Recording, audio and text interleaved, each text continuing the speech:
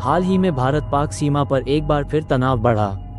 पाकिस्तान ने अपनी पुरानी आदत नहीं छोड़ी और भारत ने हमेशा की तरह उसका करारा जवाब दिया। लेकिन असली जीत वहां नहीं होती जहां गोलियां चलती हैं। असली जीत वहां होती है जहां दुश्मन को पता भी नहीं चलता कि उसकी हार कब हो गई। और यही काम करती है रॉ, भारत की वो खुफिया ताकत जो बंदूक से नहीं, दिमाग से दुश्मन को मात देती है। आज हम आपको लेकर चलेंगे रॉ के 3 सबसे खतरनाक मिशन की तरफ। साल था 1974। भारत ने पोखरण में अपना पहला परमाणु परीक्षण किया, स्माइलिंग बुद्धा। इस एक घटना ने पाकिस्तान को झकझोर दिया। जनरल जियाउल हक और प्रधानमंत्री जुल्फिकार अली भुट्टो ने ठान लिया, अब पाकिस्तान भी एटमी ताकत बनेगा। इसी के साथ शुरू हुआ काहुटा प्रोजेक्ट। रावलपिंडी के पास एक सीक्रेट न्यूक्लियर फैसिलिटी का निर्माण हुआ। भारत को भनक लग चुकी थी, लेकिन तब अमेरिका, चीन और सऊदी अरब सब पाकिस्तान की इस महत्वाकांक्षा को समर्थन दे रहे थे। अब जिम्मेदारी थी रॉ की, एक ऐसा मिशन जो आधिकारिक रूप से कभी स्वीकारा नहीं गया, लेकिन जिसने पाकिस्तान की हर चाल को समय से पहले भांप लिया। रॉ ने इस मिशन में जमीनी स्तर पर ऐसी नेटवर्किंग की जिसकी कल्पना भी नहीं की जा सकती।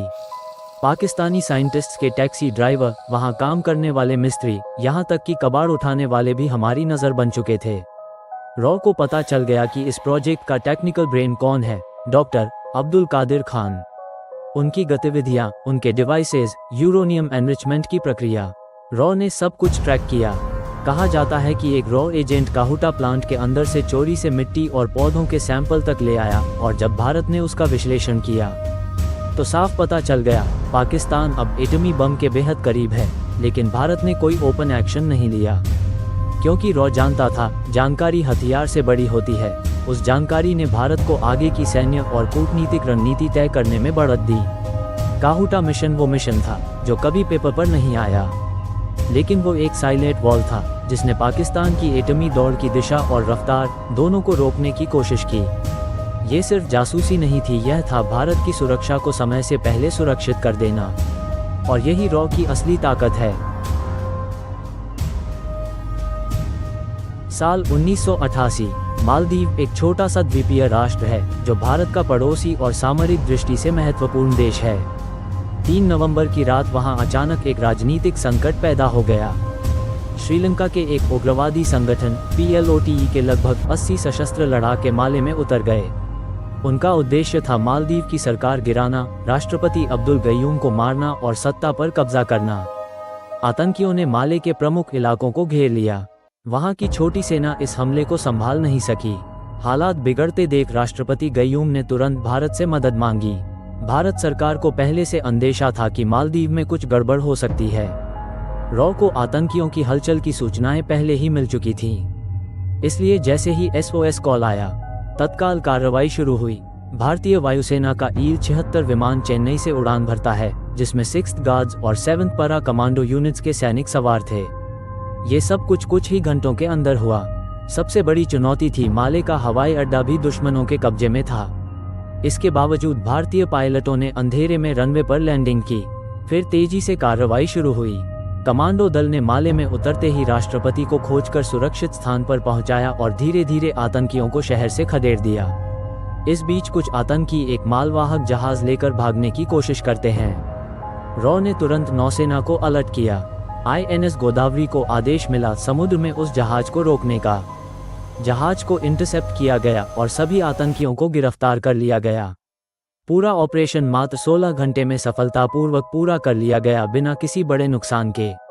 ना ही किसी भारतीय सैनिक की जान गई और ना ही मालदीव के नागरिकों को कोई नुकसान पहुंचा। 1971 का साल भारत और दक्षिण एशिया के इतिहास में निर्णायक साबित हुआ।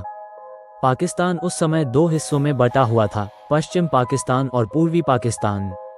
भाषा, संस्कृति और आर्थिक शोषण के चलते पूर्वी पाकिस्तान के लोग लंबे समय से असंतुष्ट थे। जब वहां की आम जनता ने चुनाव में शेख मुजीबुर रहमान की पार्टी को बहुमत से जिताया, तब पश्चिम पाकिस्तान ने सत्ता सौंपने से मना कर दिया।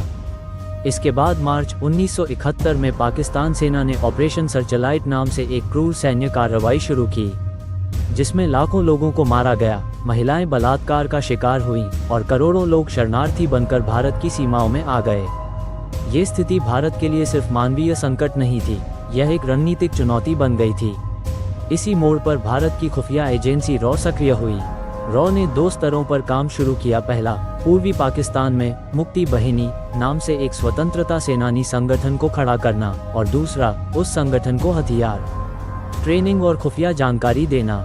रॉ ने सीमा के पास गुप्त ट्रेनिंग कैंप स्थापित किए, जहां हजारों बंगाली युवाओं को गुरिल्ला युद्ध का प्रशिक्षण दिया गया।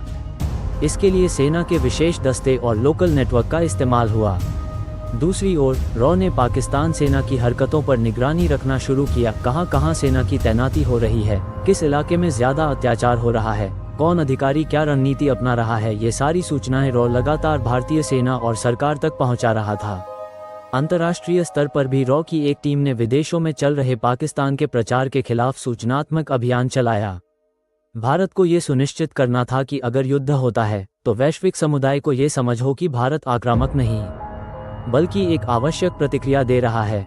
दिसंबर 1971 में जब पाकिस्तान ने पश्चिमी मोर्चे पर भारत पर हमला किया, तब भारत ने औपचारिक रूप से युद्ध में प्रवेश किया। रॉ ने पहले से ही पूर्वी पाकिस्तान की भौगोलिक और सैन्य स्थिति की विस्तृत जानकारी सेना को दी थी, जिससे युद्ध की योजना अत्यंत सटीक बन सकी। सिर्फ 13 दिनों में भारत ने पाकिस्तान की सेना को पूर्वी मोर्चे पर पूरी तरह परास्त कर दिया। 16 दिसंबर 1971 को ढाका में लगभग 93,000 पाकिस्तानी सैनिकों ने आत्मसमर्पण किया। यह आधुनिक सैन्य इतिहास का सबसे बड़ा आत्मसमर्पण माना जाता है। इस ऐतिहासिक जीत में भारतीय सेना की बहादुरी के साथ साथ रॉ की रणनीतिक तैयारी और खुफिया नेटवर्क ने निर्णायक भूमिका निभाई।